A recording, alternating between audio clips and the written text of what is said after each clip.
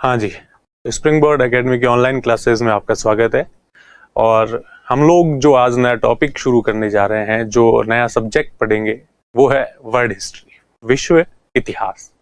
ठीक है, ये वर्ल्ड हिस्ट्री जो है ये हमारे सिलेबस में, आरएस का जो सिलेबस है उसमें आरएस मेंस के पेपर फर्स्ट में फर्स्ट पार्ट के अंदर जो है मेंशन किया हुआ है।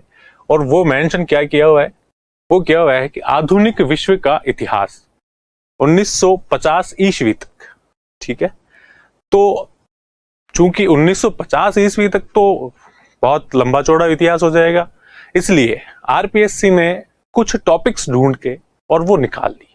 ठीक है, और वो जो टॉपिक्स हैं वो हमारे सिलेबस में उन्होंने एक एक करके लिख दिए कि 1950 तक भी हमें जो पढ़नी है चीजें, उसमें सिर्फ कुछ चीजें पढ़नी है। ये 5 या 6 टॉपिक जो उन्होंने डाले हैं सिर्फ यही पढ़ने हैं। ठीक है, तो हम सबसे पहला काम ये करेंगे कि हम चर्चा करते हैं हमारे इस सिलेबस पर कि सिलेबस में उन्होंने क्या लिखा हुआ है, किस तरह से उन्होंने सिलेबस को छाटा है, बनाया है, कि कौन कौन से टॉपिक्स उन्होंने रखे और वो क्यों रखे होंगे।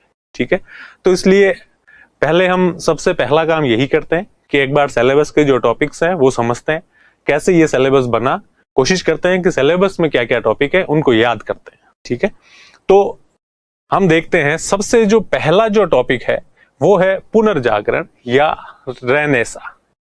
इसे क्या कहा गया है? रेनेसा कहा गया है। ठीक है, रेनेसा का, अब आप कहोगे कि भाई रेनेसा जो है इसी को पहला टॉपिक क्यों लिया गया है, तो मैं आपको बताऊं कि रेनेसा या पुनर्जागरण जो है यही वो टॉपिक है जहां से ये माना जाता है कि जिस समय ये रेनेसा हुआ या पुनर्जागरण शुरू हुआ, तभी से ये मानते हैं कि आधुनिक विश्व जो है उसका निर्माण होना शुरू हुआ। इसलिए सबसे पहला टॉपिक है रेनेसा। रेनेसा या पुनर्जागरण, जैसा कि आपको दिख रहा है, ठीक है, नाम से पता चल रहा होगा कि पुनर्जागरण का मतलब क्या होता है? पुनः जागना या रीबर्थ। ये एक फ्रेंच भाषा का शब्द है जिसका सामान्य अर्थ था, सीधा अर्थ था कि पुनर्जागरण या पुनर्जन्म। ठीक है, पुनर्जन्म कैसे हुआ, इससे पहले क्या हो रहा था, या पुनर्जागरण क्यों था, इससे पहले क्या हो रहा था, यूरोप सो रहा था या विश्व सो रहा था? कि जी हाँ, बिल्कुल, ये बात यही थी कि इस पुनर्जागरण का जो काल था उससे पहले का जो टाइम पीरियड था उसको हम मानते हैं मध्यकालीन विश्व का इतिहास। और जैसा कि आप सब लोग जानते हैं कि इतिहास जो है वो हमेशा उतार चढ़ाव के साथ गति करता है। ठीक है, कि एक बिंदु ये था जब हम ये मानते हैं कि विश्व के इतिहास की शुरुआत हुई और उस समय सभ्यता के नाम पर कुछ भी नहीं था, जीरो था। फिर इतिहास ने अपने आप को बनाना शुरू किया और एक पीक पर पहुंचा, और उस पीक पर पहुंचने के बाद वापस से इसमें क्या आने लगी, सभ्यता में कुछ गिरावट आने लगी। वो जो काल था, जब यह जो टाइम पीरियड था, यहां तक हम मानते हैं कि ये कौन सा काल था? प्राचीन काल या एंशिएंट टाइम। ठीक है, ये जो डिक्लाइन का टाइम था ये था मध्यकाल, मिडाइवल। और जब यहां से वापस शुरू हुआ तो हम इसे क्या कहेंगे? ये है आधुनिक काल।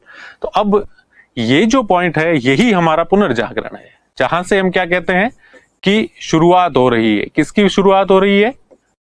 जागरण की।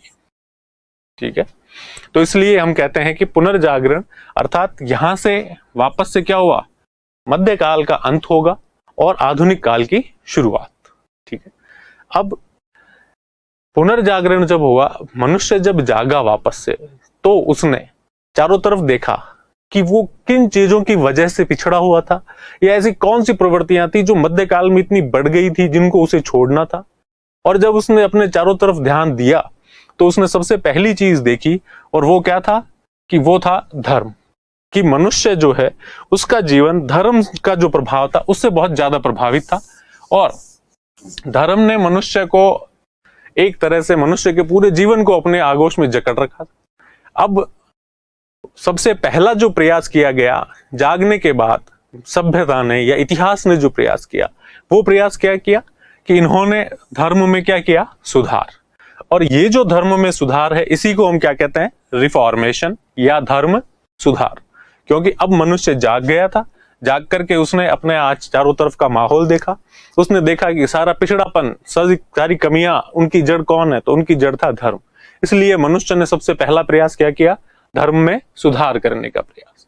और ये जो धर्म में सुधार करने का जो प्रयास था, ठीक है, इसलिए अब देखो धर्म का बेस होता है हमेशा पारलौकिकता, और पुनर्जागरण का जो बेस था उसमें उन्होंने पूरा बल दिया इहलौकिकता पर, या जिसको हम कहते हैं पारलौकिकता अदरवर्ल्डलीनेस, और इहलौकिकता का मतलब वर्ल्डलीनेस। अर्थात कि अब लोगों ने ये जो धरती है यहां पर जो चल रहा है इसके ऊपर सोचना शुरू किया, इस लोक के बारे में सोचना शुरू किया। और जब वो सोचना शुरू किया तो उन्हें दिखा कि धर्म में जो बहुत सारी कुरीतियां आ गई है, उन कुरीतियों को हटाना पड़ेगा। और धर्म का आधार क्या होता है? आस्था होती है, ठीक है। अब जब लोग जागे तो उन्होंने इस आस्था के स्थान पर किसको महत्व दिया? तर्क को या रीजन को। इसलिए अब धर्म में क्या हो गया? सुधार हो गया। और आस्था का स्थान किसने ले लिया? तर्क या रीजन ने ले लिया। जब आस्था का स्थान तर्क ले लेता है, जब व्यक्ति हर बात को अपने तर्क से तोलता है, तर्क के आधार पर उसका परीक्षण करने लगता है, तो हम कहते हैं कि यस, ये व्यक्ति कैसा है? बुद्धिजीवी है, जो अपनी बुद्धि से सोच रहा है, तर्क जो है उसका प्रयोग कर रहा है, ठीक है। और सेम यही बात यहां हुई कि जब लोग जागे और धर्म का सुधार कर लिया, उन्होंने धर्म का प्रभाव कम किया, तो साथ में उन्होंने जब इस तर्क को महत्व देना शुरू किया, तो हमारे यहां से तीसरा टॉपिक निकल के आ गया, उसको कहा जाता है प्रबोधन। प्रबोधन या एनलाइटनमेंट। अब प्रबोधन का सामान्य अर्थ क्या होता है? प्रबोधन का सामान्य अर्थ होता है कि प्रबुद्ध व्यक्ति, जो व्यक्ति विद्वान है, जो व्यक्ति सही गलत का डिफरेंस कर सकता है, जो विवेकशील व्यक्ति है, ठीक है। और वो जो विवेकशील जो काल होगा पूरा का पूरा, उस काल को इन्होंने क्या नाम दे दिया? प्रबोधन का काल, ठीक है। तो तीसरा जो टॉपिक है हमारा वो निकल के आता है और उसको हम कहते हैं प्रबोधन। इस दौरान बहुत सारे विचार, नए नए विचारक हुए, उन्होंने अपनी थ्योरीज दी और जो पुराने जो प्रभाव थे उन सबको समाप्त किया। अब सिर्फ धर्म को ही नहीं बल्कि राजनीति के क्षेत्र में नए विचार आएंगे, विज्ञान के क्षेत्र में नए आविष्कार होंगे, और तार्किकता जो है वो बहुत बड़े लेवल पर बढ़ जाएगी। समाज का एक सामान्य उदाहरण हो जाएगी तार्किकता। जब इस तरह का समाज होगा, जो पूरा समाज अगर तर्क का प्रयोग कर रहा है, तो उस समाज को हम क्या कहेंगे? प्रबुद्ध समाज। और उस समाज का जो इतिहास हम पढ़ेंगे उसको हम क्या कहते हैं? प्रबोधन, ठीक है। तो ये हमारा तीसरा टॉपिक था, ये था प्रबोधन। अब प्रबोधन में दो चीजों का डेवलपमेंट हुआ। वो चीजें थी कि एक तो नए विचार कहां पर? राजनीति के क्षेत्र में। और दूसरी जो चीज थी वो था विज्ञान का विकास या साइंस। कि अभी इस काल में मनुष्य ने साइंस को बहुत महत्व देना शुरू किया, क्योंकि अब तर्क क्या डिमांड करता था? तर्क की डिमांड होती है कि किसी भी चीज का कोई कारण होता है तभी वो चीज एग्जिस्ट करती है। इसलिए उन्होंने कार्य कारण का जो पूरा विज्ञान का जो बेस था, सिद्धांत, उस पर ध्यान देना शुरू किया। विज्ञान का डेवलपमेंट हुआ इस प्रबोधन के काल में। और विज्ञान जो है उसका प्रबोधन का, उसका जो विकास होता है, उसका सबसे बड़ा स्वरूप क्या है? तो विज्ञान का बड़ा विकास जो है वो किसके रूप में होगा? मशीन के रूप में। इसलिए प्रबोधन के फलस्वरूप जो विज्ञान का विकास हुआ, और उस विज्ञान के विकास ने किन चीजों को जन्म दिया? मशीनों को। जब इन मशीनों का प्रयोग मनुष्य ने कहां किया? उद्योगों में या उत्पादन में। तो हमारा अगला टॉपिक निकल के आ गया और उसको हमने क्या नाम दिया है? औद्योगिक क्रांति या इंडस्ट्रियल रिवॉल्यूशन, ठीक है। जैसा कि हम देख सकते हैं कि यहां से मशीनें, और इन मशीनों का यूज कहां किया गया? औद्योगिक क्रांति में। जब औद्योगिक क्षेत्रों में इनका यूज हुआ तो हमारा अगला टॉपिक क्या हो गया? औद्योगिक क्रांति। और ये जो औद्योगिक क्रांति थी, ये मानव के इतिहास का एक बहुत बड़ा टॉपिक है, जिसने मनुष्य की पूरी सभ्यता को ही पूरी तरह से क्या कर दिया? बदल दिया। इसीलिए इसको एक क्रांति कहा गया है कि इसने न सिर्फ उत्पादन के तरीकों को बदला बल्कि मानव जीवन के शैली को ही बदल दिया, ठीक है। तो जैसा कि अगला जो टॉपिक है इंडस्ट्रियल रिवॉल्यूशन, इसका मतलब है कि उद्योगों के क्षेत्र में क्या हुई? एक क्रांति हुई। औद्योगिक जो क्रांति है, इसके बाद में अगला टॉपिक अगर उनको सेलेक्ट करना हो तो वो देखेंगे कि औद्योगिक क्रांति के क्षेत्र में क्या हो रहा है। औद्योगिक क्रांति के क्षेत्र में क्या हुआ? तो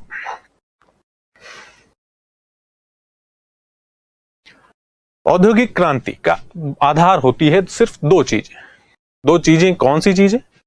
तो उद्योग अगर किसी को स्थापित करना है तो दो आवश्यक चीजें होती हैं। एक होता है कच्चा माल या रॉ मटेरियल, जिसका यूज किया जाता है कहां पर, उद्योगों के लिए कच्चे माल के रूप में। तो पहली आवश्यकता होती है उद्योगों की कच्चा माल, और दूसरी, जब मशीन कच्चे माल को मशीन के ऊपर डाला गया, उससे कुछ उत्पाद बना दिया, अब उस उत्पाद को रखा नहीं जा सकता, उस उत्पाद को क्या करना पड़ेगा, बेचना पड़ेगा। और बेचने के लिए जिस चीज की आवश्यकता होती है वो क्या होता है, बाजार या मार्केट। तो दो चीजों की आवश्यकता इस औद्योगिक क्रांति के दौरान पड़ी, एक था कच्चा माल रॉ मटेरियल और दूसरी चीज थी बाजार। अब औद्योगिक क्रांति के दौरान शुरुआत इसकी इंग्लैंड से हुई, सिर्फ इंग्लैंड में ही औद्योगिकरण सीमित था, लेकिन 50-60 साल के बाद में बाकी के यूरोप के देशों में भी औद्योगिक क्रांति की शुरुआत हो गई। इंडस्ट्रियल रिवॉल्यूशन का असर वहां भी पहुंचा, वहां भी मशीनीकरण हुआ, बड़े स्तर पर क्या होने लग गया, प्रोडक्शन होने लग गया। जब उन्होंने मशीनों का बड़े स्तर पर यूज किया, प्रोडक्शन उनका बढ़ा, तो उनको भी इन दोनों चीजों की आवश्यकताएं क्या हुई, महसूस हुई। अब उन्हें भी कच्चा माल चाहिए था और बाजार चाहिए थे, और ये जो दोनों चीजें हैं, ये ढूंढने के लिए यूरोपीय लोग यूरोप से बाहर की तरफ बढ़ेंगे, ठीक है। और जब ये इन दोनों आवश्यकताओं की पूर्ति यूरोप में नहीं होगी, तो उन्होंने क्या कोशिशें की, बाहर गए यूरोप से बाहर, और यूरोप से बाहर जाकर के उन्होंने ऐसे नए देश ढूंढे कि जहां से वो इन दोनों आवश्यकताओं को क्या कर सकते हैं, पूरा कर सकते हैं। और जब यही जो नए देश जो थे, इनके ऊपर अपने आवश्यकताओं की पूर्ति के लिए जो विकसित देश थे, उन्होंने क्या किया, कंट्रोल स्थापित किया, और उस कंट्रोल को हम क्या कहते हैं, उपनिवेशवाद या साम्राज्यवाद। यहां से हमारा अगला टॉपिक। तो आप देखो, हर टॉपिक जो है, हर अगला टॉपिक पिछले टॉपिक का परिणाम है या प्रभाव है। वैसा ही औद्योगिक क्रांति के कारण दो चीजों की आवश्यकता हुई, और इन दोनों चीजों की आवश्यकता को पूरा करने के लिए उपनिवेशवाद और साम्राज्यवाद, इसकी शुरुआत होगी। और उपनिवेशवाद और साम्राज्यवाद एक ऐसी प्रवृत्ति, इंपीरियलिज्म एंड कॉलोनियलिज्म, एक ऐसी प्रकृति या प्रवृत्ति जिसमें अब यूरोप के विकसित देश दौड़ रहे थे, प्रतिस्पर्धा कर रहे थे, किस चीज के लिए, कि ज्यादा से ज्यादा कॉलोनीज जो है उनको स्थापित किया जाए, अपने जो साम्राज्य है उसको ज्यादा से ज्यादा विस्तृत किया जाए, उसको विस्तार दिया जा सके। और इन्हीं प्रयासों के अंदर आप देखेंगे कि यूरोप के देश जो है आपसी प्रतिस्पर्धा में, और वो प्रतिस्पर्धा जो है वो घृणा के रूप में बदल गई। देखिए, प्रतिस्पर्धा होना एक अच्छी बात है, प्रतिस्पर्धा हो, लेकिन कैसी हो, स्वस्थ हो। लेकिन यूरोप के देशों के बीच ये जो प्रतिस्पर्धा थी, ये स्वस्थ नहीं रही, और इसमें बहुत सारी घृणा जो है वो हुई, अविश्वास जो है वो पैदा हुआ।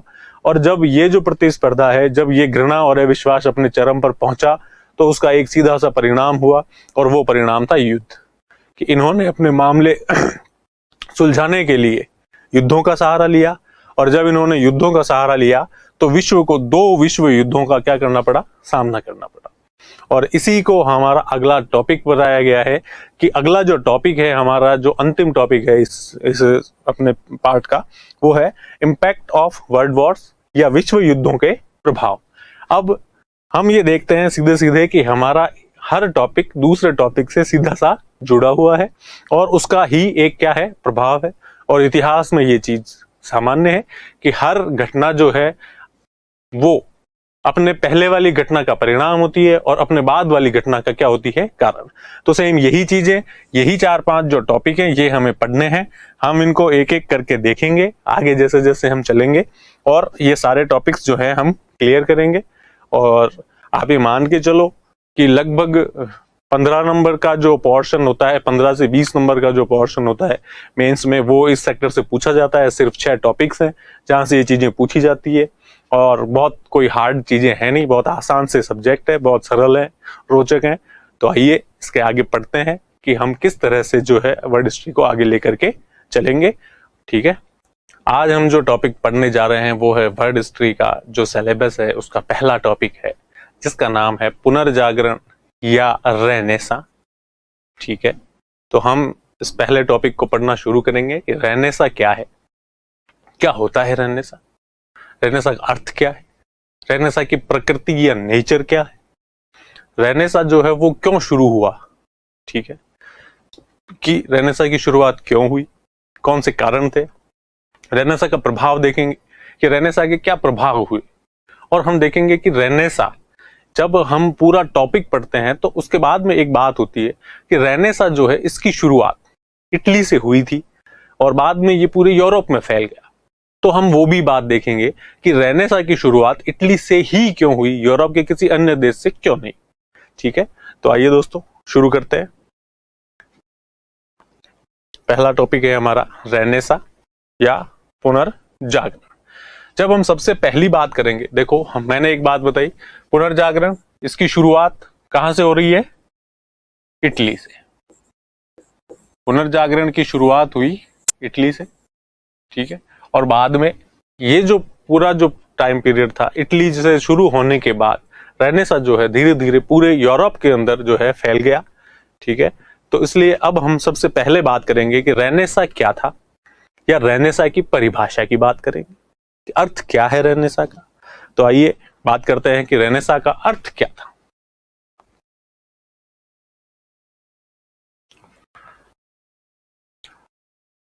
तो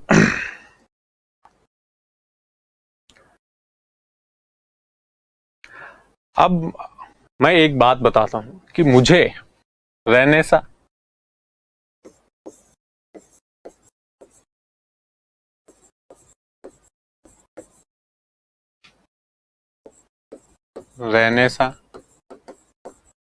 या हम इसको क्या कहते हैं, पुनर्जागरण।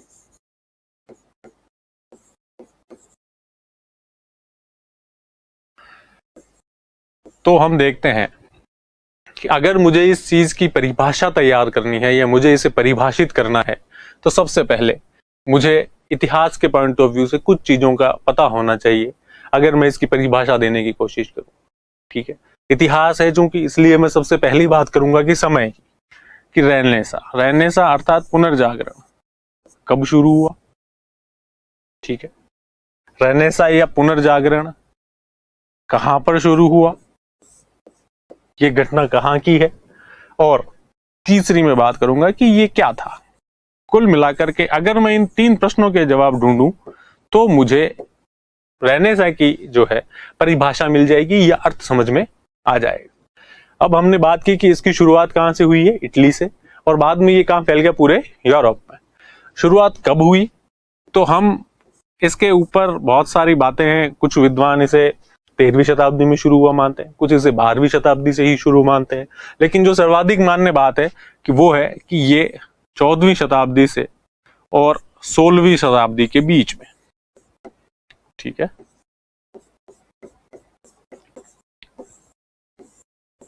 किसके दौरान, कौन सी शताब्दी में, कि लगभग 1300 ईस्वी के आसपास ही शुरू हुआ और लगभग 1599 1600 के आसपास तक के जो 300 साल का जो टाइम पीरियड है, उस दौरान का जो पूरा काल है उसे हम क्या कहते हैं, रेनेसां या पुनर्जागरण का काल।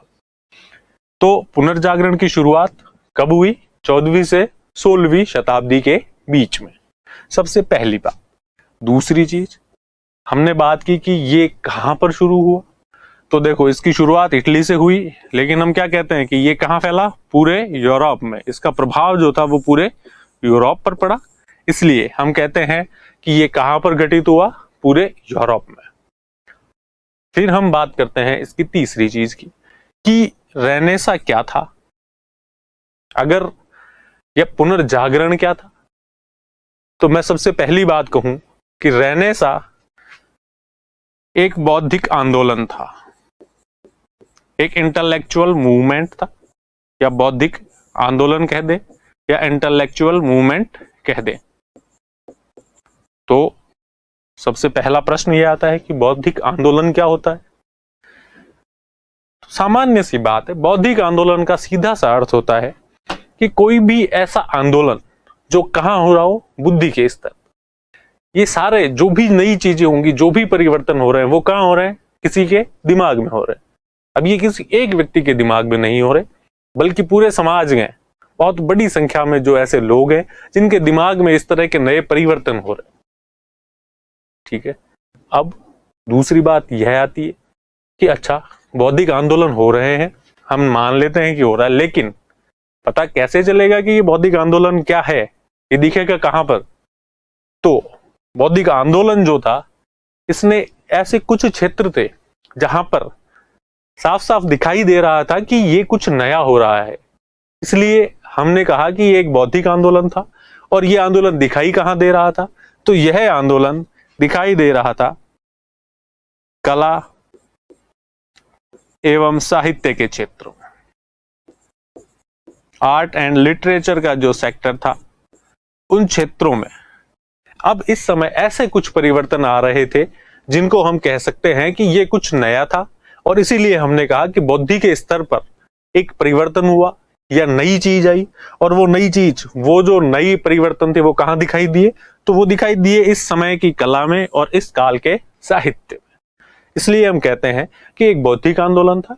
और ये बौद्धिक आंदोलन कहां दिखाई दे रहा था? तो ये बौद्धिक आंदोलन दिखाई दे रहा था कला एवं साहित्य के क्षेत्र में। ठीक है, अगर कला एवं साहित्य के क्षेत्र में ऐसा क्या था या ऐसा क्या नया था जिसे हम लोगों ने ये मान लिया कि एक बौद्धिक आंदोलन था? तो यहां से बात आती है कि इस समय कला और साहित्य, इनके अंदर जो नई चीज थी, जो नवीनता थी, वो था कि यह दोनों ही क्षेत्र कैसे थे? मानव केंद्रित प्रवृत्तियों से युक्त थे। ह्यूमन सेंटर टेंडेंसीज जो होती है, उनसे युक्त थे।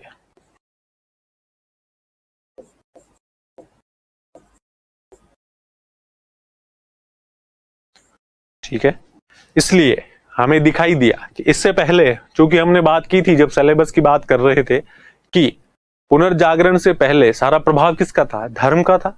लेकिन अब हमने नई चीज क्या देखी कि कला और साहित्य के क्षेत्र में क्या हो रहा है कि मानव केंद्रित प्रवृत्तियों से युक्त जो नई जो साहित्य और कला है, उसी को हमने क्या मान लिया है कि ये कुछ नई प्रवृत्ति है। और इस नई प्रवृत्ति को हमने क्या नाम दिया? रेनेसां का नाम। इसलिए मैं कह सकता हूं कि रेनेसां क्या था? एक बौद्धिक आंदोलन था जो कि कहां दिखाई दे रहा था? कला और साहित्य के क्षेत्र में दिखाई दे रहा था। और क्या परिवर्तन दिखाई दे रहा था? तो परिवर्तन था मानव केंद्रित प्रवृत्तियों से युक्त होना इन कला और साहित्य का। ठीक है, या ह्यूमन सेंटर्ड जो टेंडेंसीज हैं वो दिखाई दे रही थी अब कला और साहित्य के क्षेत्र में। पर अभी एक और बात बाकी रहती कि ऐसा क्या हुआ कि अभी इसी समय, इससे पहले ये क्यों नहीं आई? मनुष्य तो वही थे, पीढ़ियां तो लगातार चल रही थी, लेकिन ऐसा क्या हुआ कि अभी 11वीं 12वीं शताब्दी में ही इन लोगों ने ये कहां से सीखने को मिली ये सब बातें? इनको कैसे पता चला कि हमें कुछ मानव केंद्रित प्रवृत्तियों से युक्त करना है या हमें अब धर्म को छोड़ना है? तो सबसे इंपॉर्टेंट बात ये थी कि ये जो सारी चीजें हुई, इन सब की इन्होंने प्रेरणा ली। और इनकी जो प्रेरणा थी वो इन्हें कहां से मिली? तो मैं कहूंगा कि ये पूरा जो आंदोलन था, पूरा जो रेनेसां था, ये प्रेरित था किससे? दो प्राचीन सभ्यताएं थी यूरोप में।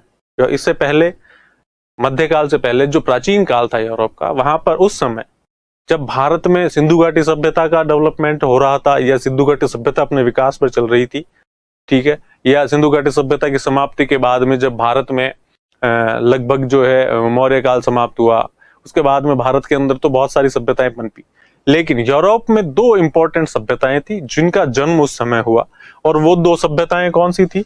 वो सभ्यताएं थी यूनानी सभ्यता और रोमन सभ्यता। तो मैं कहूंगा कि इन्होंने प्रेरणा कहां से ली? इंस्पिरेशन जो था इनका वो क्या था? तो इनका इंस्पिरेशन था या प्रेरणा जो था वो थी प्राचीन यूनानी या ग्रीक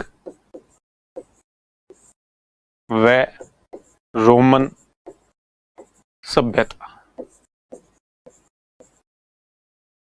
अर्थात क्या हुआ कि 14वीं से 16वीं शताब्दी के बीच में यूरोप में प्राचीन यूनानी और रोमन सभ्यताओं से प्रेरित होकर कला और साहित्य के क्षेत्र में मानव केंद्रित प्रवृत्तियों से युक्त जो बौद्धिक आंदोलन चला, उसे हम क्या कहते हैं?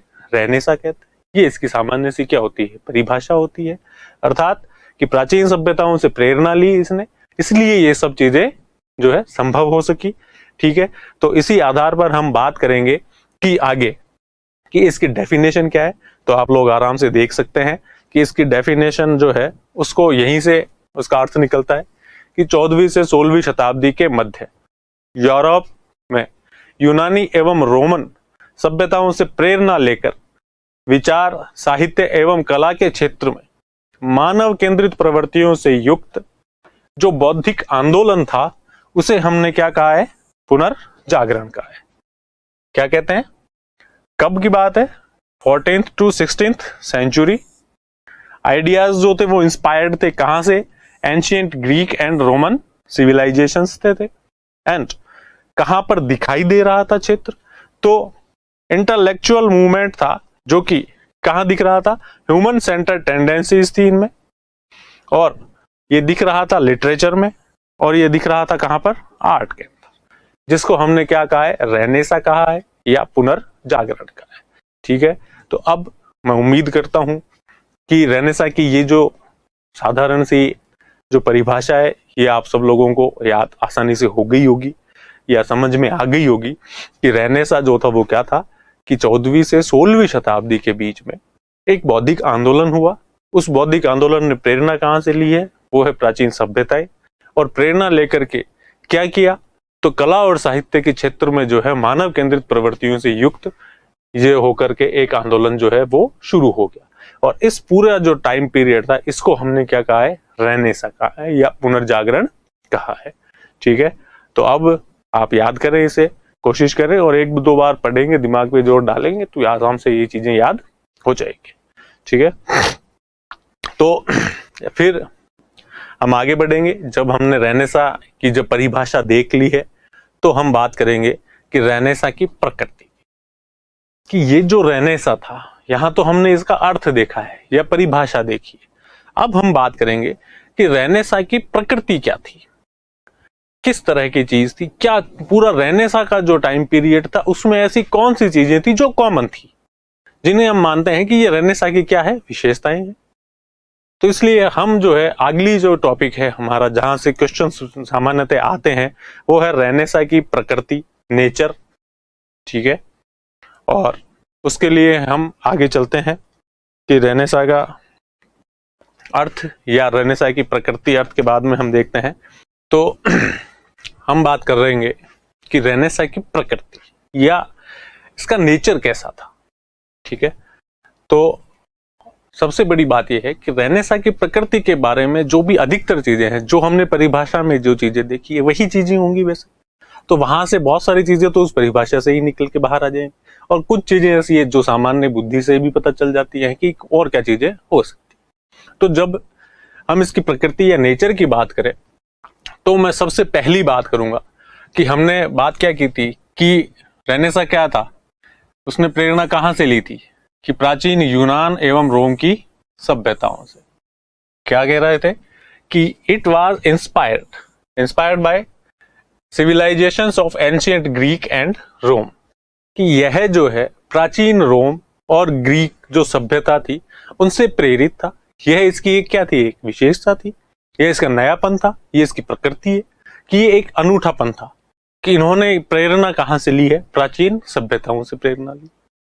ठीक है, फिर हम बात करेंगे दूसरी कि प्राचीन सभ्यताओं से इसने प्रेरणा ली, प्रेरित प्राचीन चीजों से था, लेकिन ये क्या था, आधुनिक।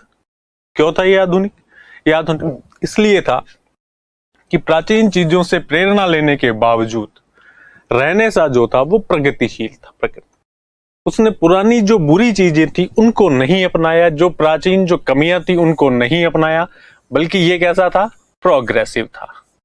ठीक है, कि अतीत से प्रेरणा लेने के बावजूद इसने सिर्फ उन्हीं चीजों को अपनाया जो कैसी थी, प्रगतिशील चीजें थी, या उन चीजों को किस तरह से ढाल लिया गया इस समय, प्रगतिशील चीजों के रूप। इसलिए हम कहते हैं कि इसकी जो प्रकृति है उसके बात जब करें तो दूसरी बात कि प्राचीन सभ्यताओं से प्रेरणा ली, लेकिन उसके बावजूद यह कैसा था, प्रगतिशील था या प्रोग्रेसिव था। ठीक है, इसलिए इसकी दूसरी विशेषता है कि यह अपनी प्रकृति में प्रगतिशील था। ठीक है, फिर हमने बात की कि पुनर्जागरण ने का जो प्रभाव था, ये बौद्धिक आंदोलन जो था वो कहाँ दिखाई दे रहा था।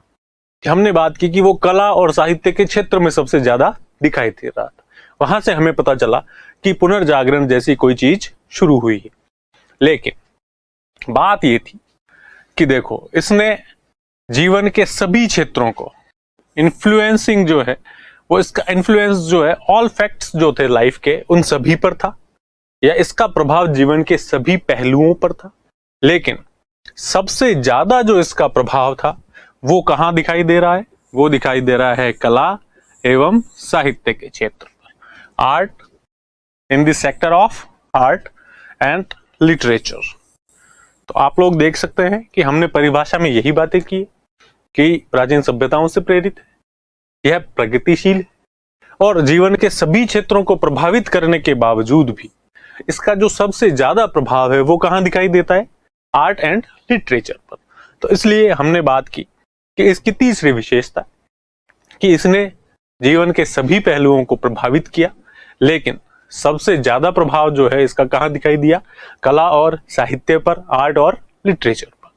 ठीक है, तो इस तरह से हमने बात की इसकी तीन प्रकृति। फिर हम बात करते हैं कि और पुनर्जागरण के अंदर और कौन सी नई चीज थी। तो पुनर्जागरण की एक और जो सबसे बड़ी बात थी वो थी धर्म निरपेक्षता। कि यह धर्म निरपेक्षता के तत्वों से, या सेकुलरिज्म जो है वो, कि पुनर्जागरण की प्रकृति कैसी थी? सेकुलर थी या धर्म निरपेक्ष थी। अब इस चीज का पता कहां से लगाएं? तो हम लोगों ने बात की कि देखो, कि जब पुनर्जागरण शुरू हुआ उससे पहले सभी चीजें जो है वो किससे प्रभावित थी? धर्म से। किसके द्वारा कंट्रोल हो रही थी? धर्म के द्वारा। किसके ऊपर केंद्रित थी? तो धर्म पर केंद्रित थी। तो सारी की सारा जीवन के जितने भी एस्पेक्ट्स थे वो सब किस पर केंद्रित थे? धर्म पर। लेकिन जब पुनर्जागरण हुआ तो हमने बात की कि सबसे पहले उसने क्या किया? धर्म के प्रभाव को कम किया। और इसीलिए हम कहते हैं कि पुनर्जागरण जो है वो धर्म निरपेक्ष तत्वों से युक्त था। कि चाहे कला के क्षेत्र में देखें, चाहे साहित्य के क्षेत्र में देखें, सभी जगह जो है धर्म निरपेक्ष जो प्रवृत्तियां हैं वो हमें दिखाई देने लगती है। और हम इसीलिए कहते हैं कि इसने धर्मेतर प्रवृत्तियों को क्या दिया? प्रोत्साहन दिया। और किस पर बल दिया?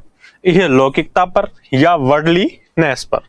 कि हम बात करते हैं कि इसने किस पर बल दिया है? वर्डलीनेस पर, यह लौकिकता पर। ठीक है, और ऐसा नहीं है कि इसने धर्म का विरोध किया हो, इसने धर्म का सम्मान किया।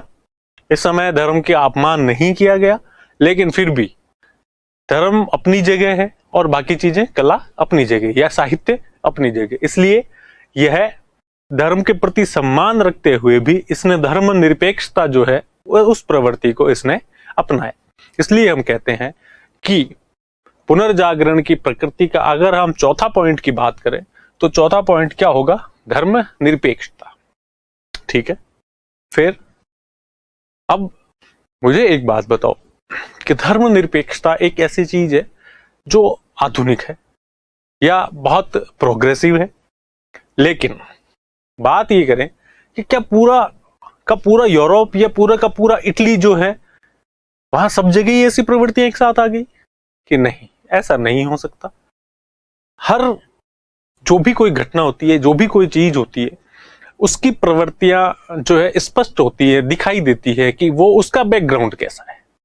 अब यहां पर जब हम देखते हैं कि यह प्राचीन सभ्यताओं से प्रेरित था, और ये दोनों सभ्यताएं कैसी सभ्यताएं थी? नगरीय सभ्यताएं थी। यहाँ पर बड़े बड़े नगरों का निर्माण हुआ था, बहुत सारे नए नगरों का निर्माण हुआ, नगरों का डेवलपमेंट हुआ, एक पूरे के पूरे साम्राज्य का निर्माण हुआ। और दूसरी बात, प्रगतिशीलता के तत्व दिखते हैं। तो हम एक बात सामान्य से हमारे दिमाग में आती है कि कोई चीज ऐसी सभ्यताओं से इन्होंने प्रेरणा ली थी। चीजें क्या थी? कि ये प्रगतिशील थे, कला और साहित्य जो है वो बड़े स्तर पर प्रभावित हो रहा है, और ये किस तरह की प्रवृत्तियों से युक्त है? धर्मनिरपेक्ष प्रवृत्तियों से युक्त। तो अब एक सीधी सी बात समझ में आती है कि इसका मतलब कि यह जो पूरी चीजें हैं ये किसी स्पेशल किसी क्षेत्र स्पेसिफिक भी हो सकती है, या कुछ ऐसी सामान्य प्रवृत्ति है जहां पर इनका विकास हुआ हो। तो हम कहते हैं कि बिल्कुल ऐसा ही हुआ, क्योंकि पुनर्जागरण जो है इसका आरंभ कहां से हुआ था? शहरों से हुआ। पुनर्जागरण की ये जो प्रकृतियां दिख रही है हम लोगों को, यह ग्रामीण क्षेत्रों के अंदर इतनी ज्यादा डेवलप नहीं हो सकती थी, बल्कि इनको डेवलप होने के लिए जो पर्टिकुलर माहौल चाहिए था वो इन्हें कहां से मिला? शहरों में।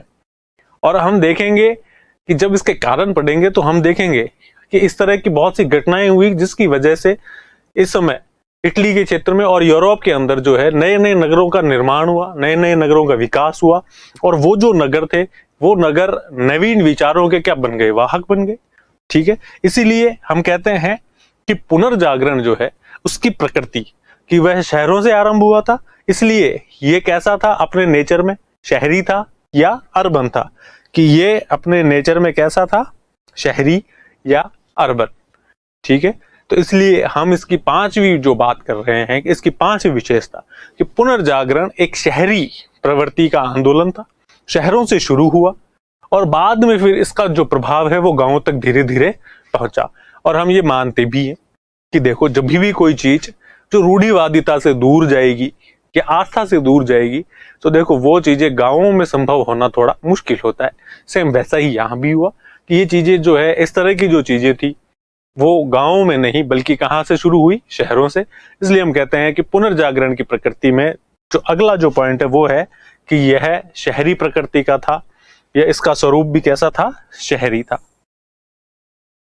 ठीक है, फिर बात करें कि इसके अलावा और क्या प्रवृत्तियां हो सकती है पुनर्जागरण में, तो हम बात करें कि अब वापस से इसकी परिभाषा से ही देखो और चीजें निकलेंगी कि हम बात करते हैं कि यह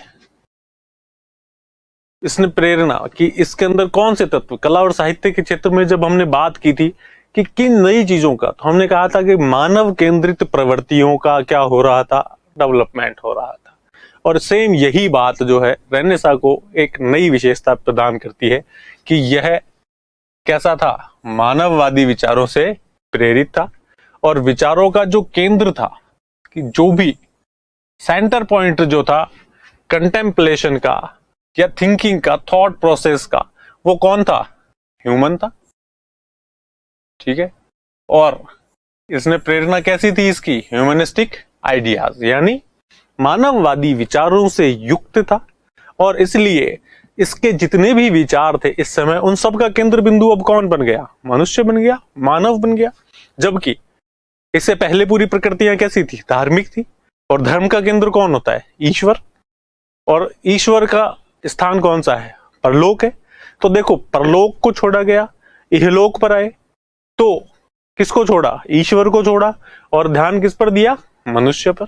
इसलिए अब पहली बार सारी चीजें मनुष्य के एस्पेक्ट से सोची जाने लगी, मनुष्य के एस्पेक्ट से डिसाइड होने लगी। इसलिए हमने कहा कि पुनर्जागरण जो है उसकी एक और प्रकृति थी कि यह क्या था? कि इसकी पूरे विचारों का जो केंद्र था वो कौन था? मानव था। ह्यूमनिस्टिक जो आइडियाज थे उनसे ये प्रेरित था। ठीक है, ये इसकी एक विशेषता थी।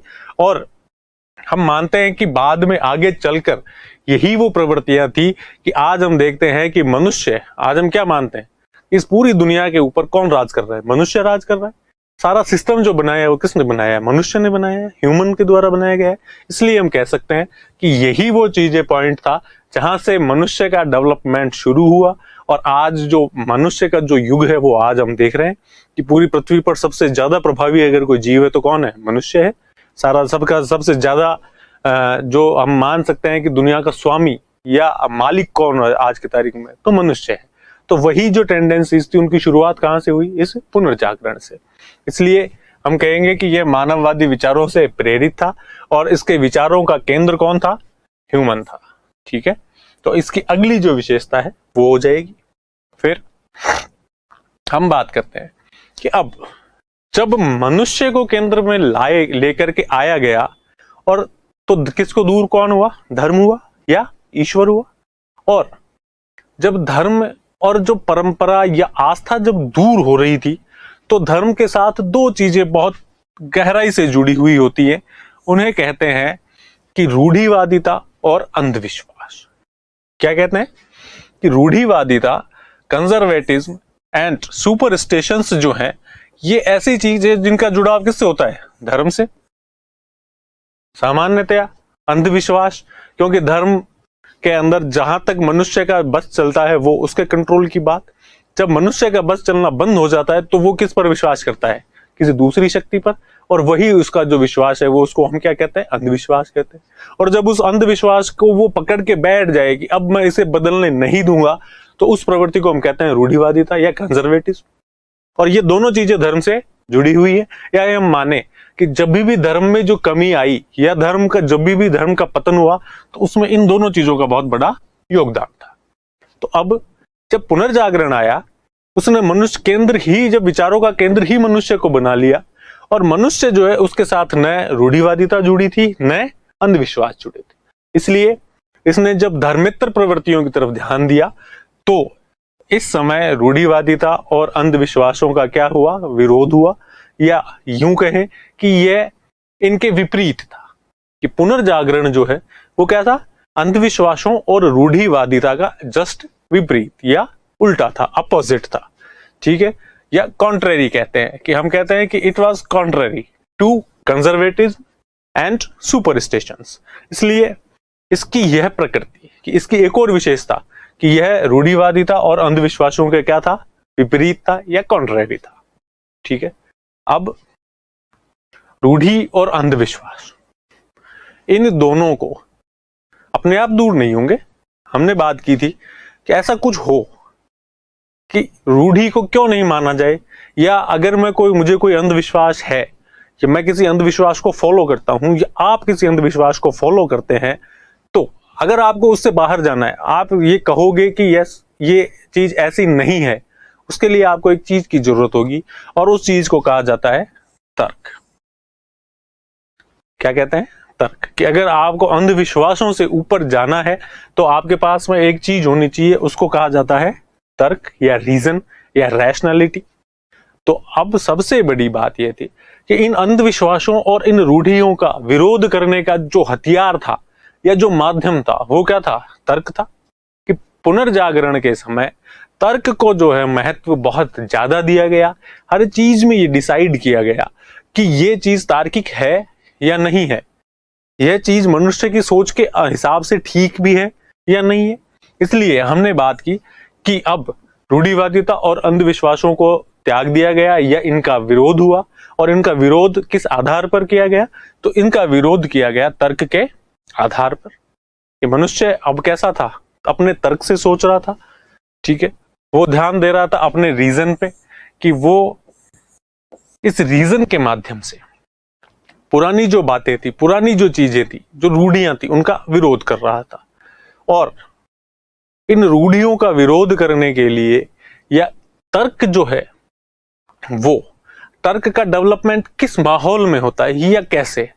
तो तर्क का जो विकास है वो तभी हो सकता है जब व्यक्ति कैसे सोचे? स्वतंत्र होकर के सोच सके। कि इस समय की जो थिंकिंग का जो पूरा प्रोसेस था या कंटेम्पलेशन जिसको कहते हैं, वो कैसा था?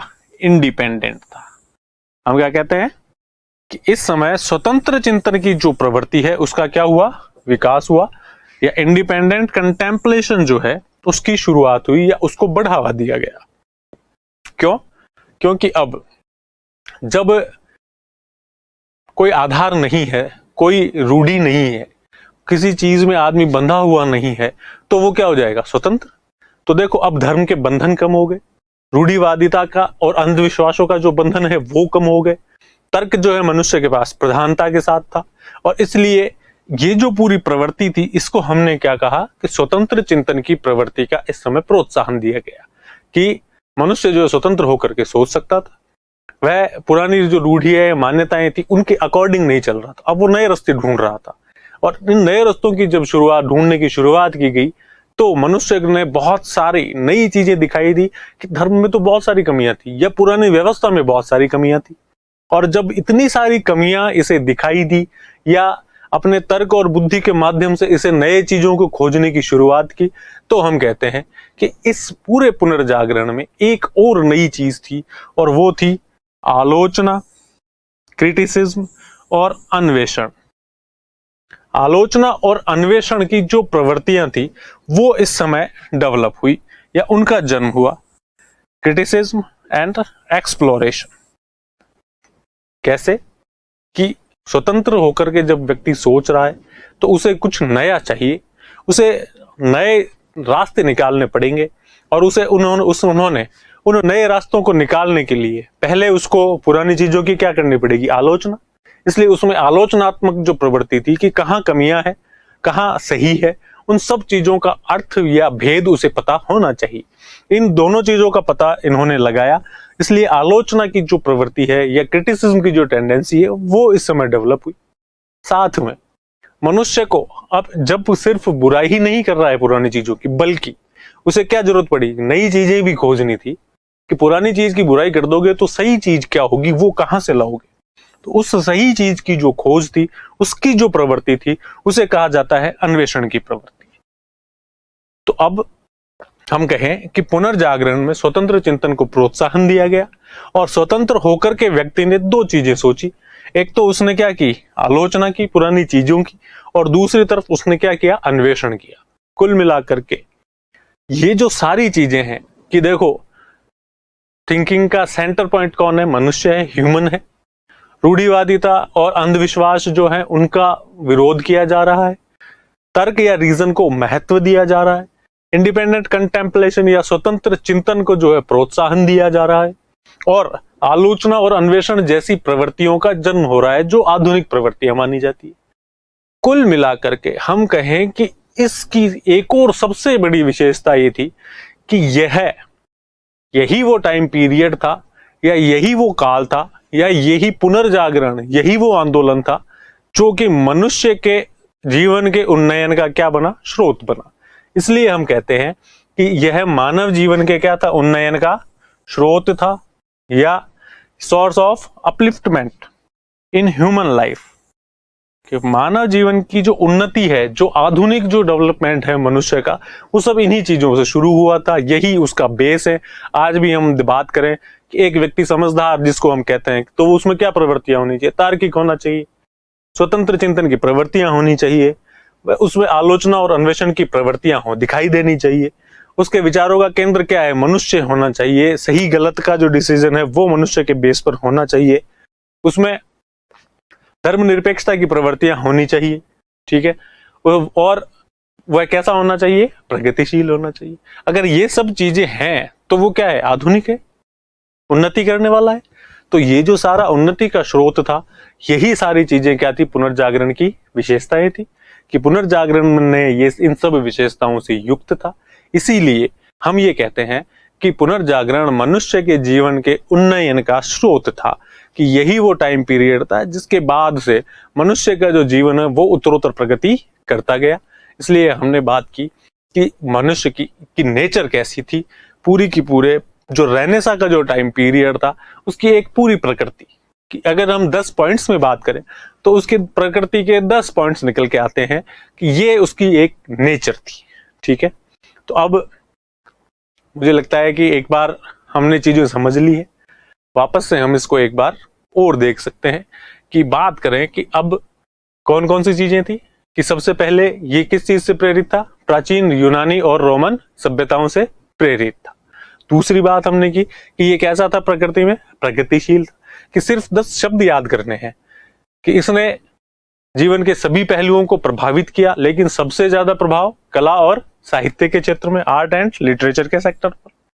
यह कैसा था, धर्म निरपेक्षता प्रवृत्ति से। आप सेकुलरिज्म याद रखो, ठीक है, आप याद रखो कि इसकी प्रकृति कैसी थी, शहरी थी, क्योंकि ये शुरू कहां हुआ है, शहरों से हुआ है। जब हम आगे पढ़ेंगे इसके बारे में बातें तो और थोड़ी क्लियर हो जाएंगी। तो इसकी शुरुआत कहां से हुई है, शहरों से, इसलिए ये कैसी प्रकृति का है, शहरी प्रकृति का है। हमें सिर्फ यही 10 शब्द याद करना है, बाकी सब चीजें अपने आप हो जाएंगी। कि कैसा था, कि विचारों का केंद्र कौन था, मानव था, या मानववादी विचारों से युक्त था। तो मानववादी विचार शब्द को याद रख लो आप, ठीक है, ह्यूमनिस्टिक आइडियाज याद रखो। फिर हम बात करेंगे कि ये किसके विपरीत था, तो रूढ़िवादी था और अंधविश्वासों के विपरीत था। It was contrary to conservatism and superstitions. इसने किसको महत्व दिया? तर्क को। तो तर्क रखो याद। तर्क के बाद में हम याद क्या रखें? स्वतंत्र चिंतन याद रखें। स्वतंत्र चिंतन की प्रवृत्ति का विकास हुआ या प्रोत्साहन दिया गया। हम बात करें कि आलोचना और अन्वेषण की प्रवृत्तियां, क्रिटिसिज्म और एक्सप्लोरेशन जैसी चीजें हैं, उनकी शुरुआत हुई। और कुल मिलाकर के ये क्या था? मानव जीवन के उन्नयन का स्रोत था। तो यह इसकी 10 विशेषताएं जो मोटी मोटी हमें दिखाई दे रही है, किसकी? पुनर्जागरण की। तो यह थी पुनर्जागरण की प्रकृति या पुनर्जागरण की विशेषताएं। किसी भी रूप में पूछा जाए, आप ये 5, 7, 10 चीजें याद रखें और आराम से अपने आंसर को बना लें। तो हमने अभी तक 2 चीजें देख ली कि पुनर्जागरण क्या था, इसका अर्थ देखा। हमने देखा कि पुनर्जागरण की नेचर या पुनर्जागरण की प्रकृति कैसी थी। ठीक है।